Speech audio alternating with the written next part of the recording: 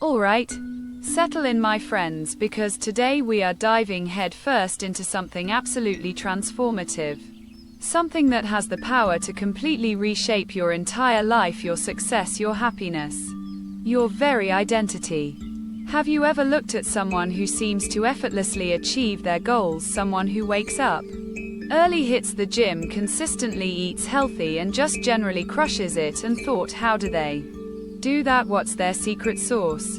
Well, I'm here to tell you that it's not magic, it's not some innate talent they were born with, and it's certainly not about willpower alone. It's about understanding and leveraging the incredible power of habits. For too long we've been told that to change our lives we need massive willpower or sudden radical overhauls, but that's just not how our brains work. That approach often leads to burnout and disappointment, leaving us feeling like failures. Today, I'm going to pull back the curtain and reveal the scientific blueprints for building good habits, breaking bad ones, and ultimately engineering a life that practically runs itself towards your biggest dreams. This isn't just theory, we're talking actionable strategies that I've personally used and seen countless others implement to create profound, lasting change. So grab a drink, get comfortable, and prepare to unlock the secret language of your brain, because by the end of this video you'll have everything you need to become the architect of your own destiny.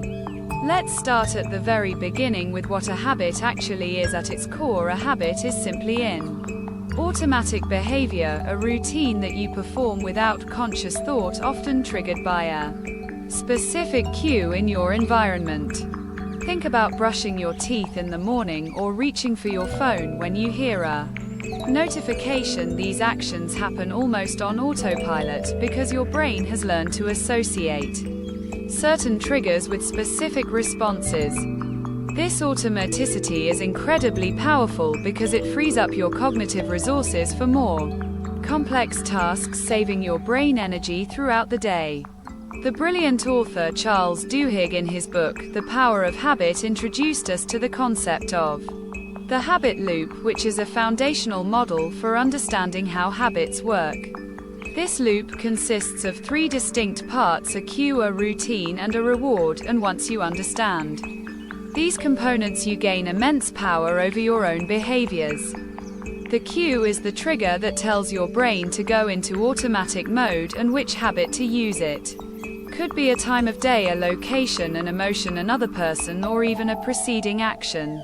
For example, seeing your running shoes by the door could be the cue to go for a run, or feeling stressed could be the cue to reach for a snack. Following the cue comes the routine, which is the behavior itself, the action you take, whether it's physical, mental, or emotional. This is the part we typically think of as the habit, like going for that run, eating the snack, or even mentally rehearsing positive affirmations. The routine is the core action that your brain has learned to perform in response to that specific cue, often without you even realizing you're making a conscious choice. It's the automatic sequence of steps your body and mind follow. Finally, we have the reward, which is the positive feeling or outcome that reinforces the habit, making it more likely to be repeated in the future. The reward tells your brain that this particular habit loop is worth remembering and repeating, because it satisfies a craving or provides some form of benefit. This could be the feeling of accomplishment after a workout, the temporary comfort from eating a sugary treat, or the sense of connection from checking social media. The reward is what drives the entire loop and strengthens the neural pathways associated with that habit.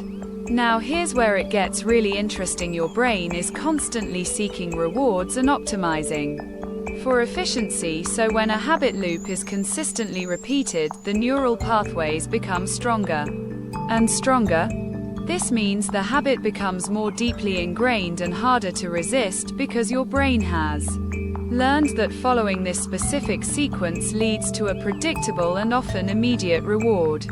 Understanding this loop is the first step to both building good habits and dismantling bad ones, because it allows you to identify the specific components you need to manipulate. Moving on from the habit loop, let's talk about the incredible power of small habits, a concept beautifully articulated by James Clear in his book Atomic Habits. Many of us dream of making massive changes overnight, like going from couch potato to marathon runner in a month, but this approach often leads to failure because it's unsustainable and overwhelming.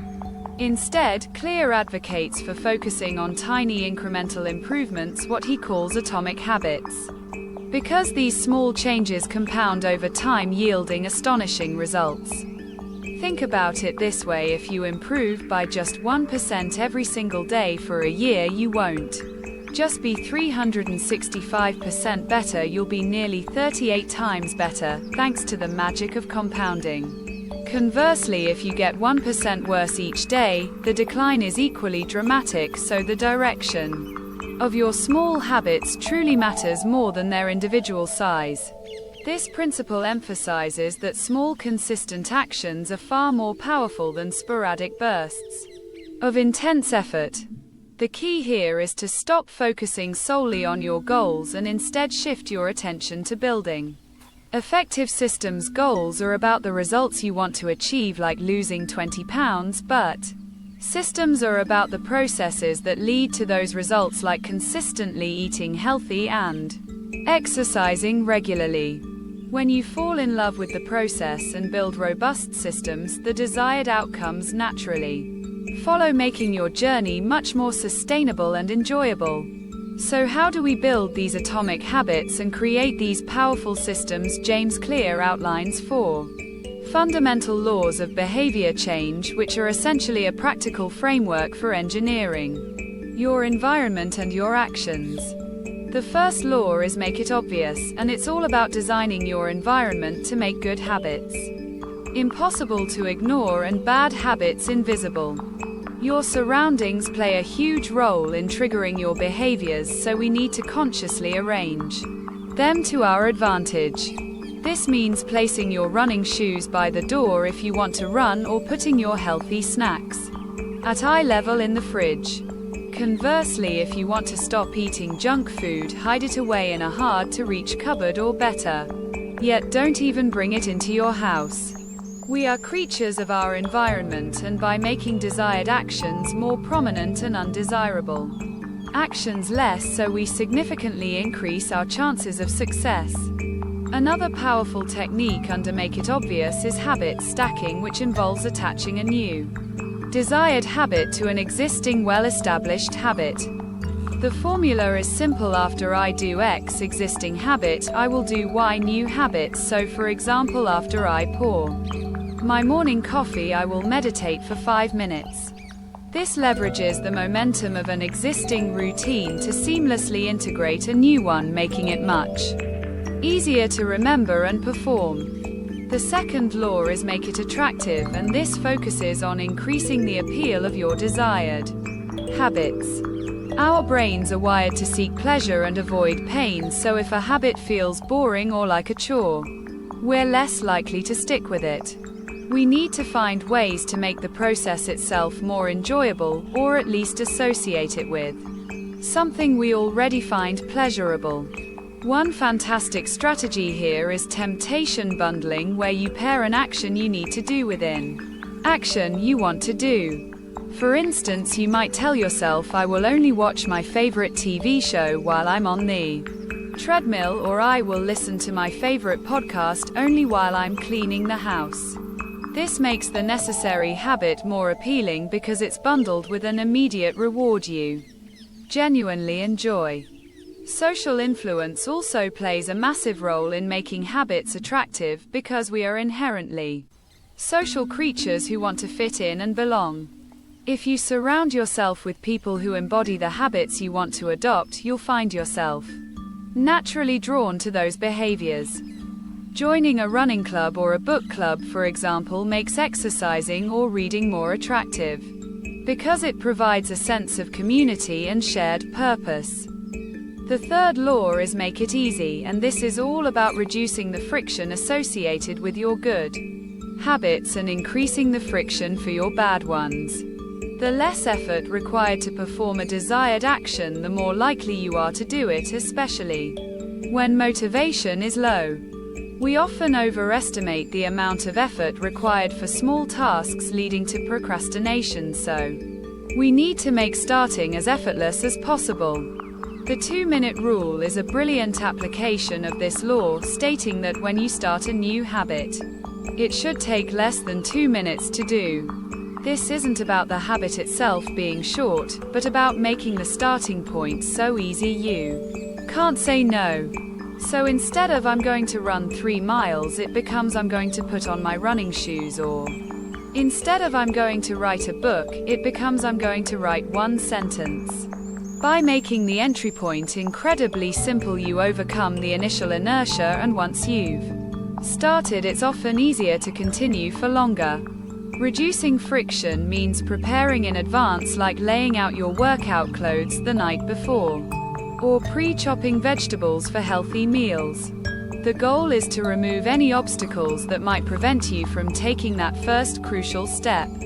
The 4th law is make it satisfying, and this is critical because habits that provide an immediate sense of reward are far more likely to be repeated. Our brains are wired for instant gratification, and while the long-term benefits of good habits are great, they often feel too distant to motivate us in the moment. We need to find ways to inject immediate satisfaction into our positive routines. Habit tracking is an excellent way to make progress visible and satisfying, because seeing your streak grow provides a powerful visual reward. Whether it's a simple calendar with X's or a dedicated app, watching your consistent effort accumulate can be incredibly motivating and reinforcing. Each completed day becomes a small victory that encourages you to keep going. Another strategy is to give yourself small, immediate rewards that are aligned with your long-term goals. For instance, after I finish my workout, I'll allow myself to listen to 1 episode of my favorite podcast. Just make sure the reward doesn't undermine the habit itself, like rewarding a healthy eating habit with a sugary treat. The satisfaction should reinforce the positive behavior. Now let's flip the script and talk about breaking bad habits, which often feels like an uphill battle but becomes much more manageable when we apply the inverse of these 4 laws. To break a bad habit, we need to make it invisible, unattractive, difficult, and unsatisfying. This framework provides a clear roadmap for dismantling those unwanted behaviors that hold us back.